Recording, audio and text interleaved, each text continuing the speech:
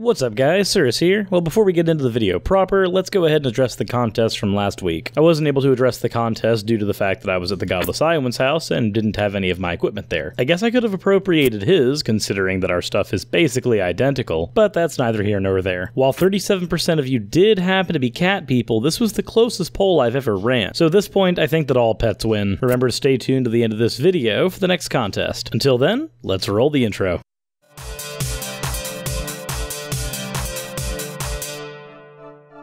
As the video title suggests, this topic is a little more introspective than my usual stuff. Granted, that does seem to be the case with most of my LHAC videos, whether it be addressing arguments against God that I don't find terribly useful, or portions of the atheist-theist debate that I think should stop happening. In general, this series does tend to look inward more than outwards. Strangely enough, it's also the series that I do that has the least amount of views overall on my channel. And I guess that kind of reflection just goes to show that, generally speaking, people don't like content that's more inward focused. They'd rather see takedowns of other people and other people's bad ideas, and people generally don't want to address themselves so much as the ideas of others. For now, the reason that I bring up the dichotomy between the more inward and outward focused videos, and how the outward focused videos seem to perform much better than the ones that are more introspective, this might have to do with the fact that there's a particular mask that me and many other skeptics wear that people like. This is the mask typically of the debunker. The well-researched, almost vigilante-type character that can take nonsense and woo, deconstruct it, dismantle it, and then completely own the person who's been spouting it. In that category, there are definitely other skeptics that do that job infinitely better than I do. Genetically Modified Skeptic, Apologia, and Holy Kool-Aid to name a few. But ultimately, at least for me, that's just one mask that I wear. While I've always been a bit skeptical throughout my life, I've never considered myself a skeptic until very recently, and I didn't consider myself a debunker until even more recently. The debunking Suris mask is something that you guys see from time to time on my channel whenever a particularly bad idea comes up and I have to address it. Usually that's the side of me you see during Dangers of Woo. You guys also see the philosophical side of me usually during the LHAC portions of my channel, and then the takedown side generally is seen during my video responses. If I had the wherewithal to do so, I could probably take the Dangers of Woo, LHAC, and video response sections of my channel and split them off into separate channels,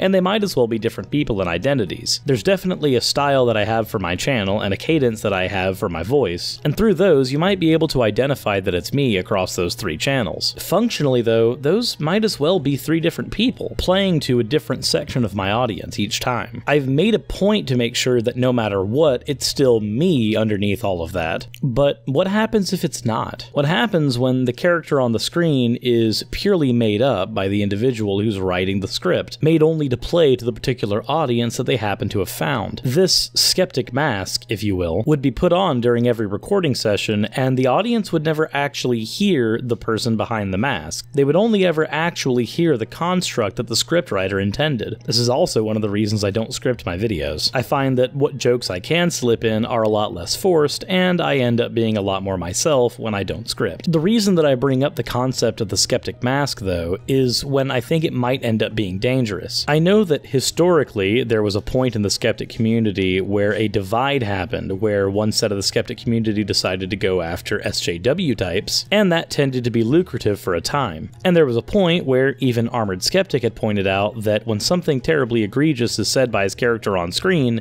at the end of the day, that's just his character. If that character gets particularly douchey, it's just a character and not him. But at the same time, it's kind of the very nature of our channel that there's a very blurry line between the character and the individual. This is one of the reasons why I think that the idea of the skeptic mask can be very dangerous. In some rare cases, it might actually allow for somebody to backpedal and claim that it was just their character speaking and not them, or that they were playing something up for their particular audience. For a lot of us, YouTube is our job, so there's always going to be a certain amount of playing to your audience that's going to happen. I myself am not a terribly socially conservative individual, but what would happen if a majority of my audience audience was, and I started getting a lot of negative comments about my opinions. What would be my move? I would hope that I would maintain my opinions unless I've been given a very good reason to change them otherwise, but there's always that tempting idea of the skeptic mask, forging a position that is much more palatable to the audience that I happen to have, and keeping my own true opinions private. While this is not something that I do, and it's not something that most of the YouTubers who I know and respect do, it is no less something that I've seen done. As an example, this was in the comment section of a friend of mine's YouTube videos. I've blurred out the name because if this person decides that this is not the position they want to take, I don't want there to be a video on the internet showing that they've held an egregious position. Now, I know that this particular YouTuber has a very right-wing, Trump-supporting type of audience. So when this was commented, basically saying that they were going to spout the N-word everywhere on the comment section of this particular video, I could only wonder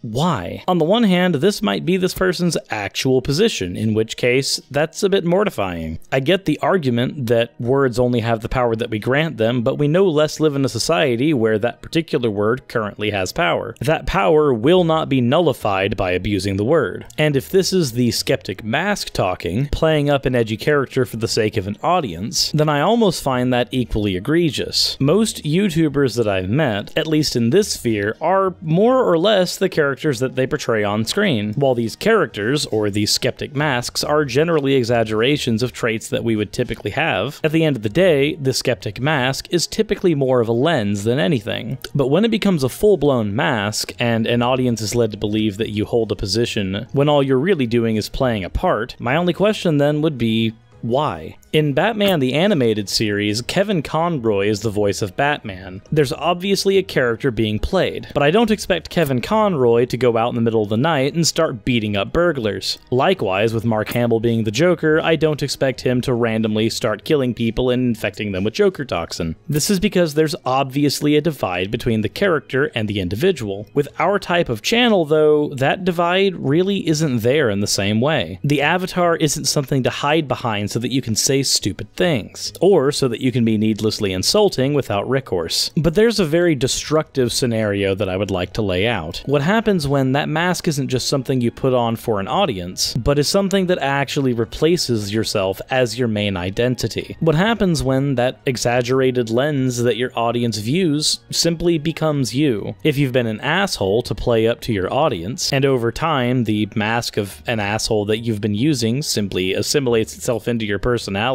proper, now that mask has done more than change people's perception of who you may or may not be. It's actively replaced you, changed you, and not for the better. Again, most of the YouTubers that I've talked to generally don't fall into this category, so don't go running onto a bunch of atheist channels saying that I've called people out. Chances are, whatever channels you happen to run into are people who are not only friends of mine, but don't fall into this category. You know, unless they're the Godless Iowan, in which case, yeah, spam his channel. He likes the wrong kind of peanut butter. That's like the one sin worthy of hell. I guess really the point of this video is to say that for the most part, when you're watching my channel, you're getting me. It's an exaggerated version of me, but it's still me. The cartoon with the hammer is no less Suris than Chris is Suris. And I would hope that all of us that have avatars, or even those of us that use the talking head format, never abuse the format and still be yourself. Most of us use our channels to debunk bullshit in one form or another. So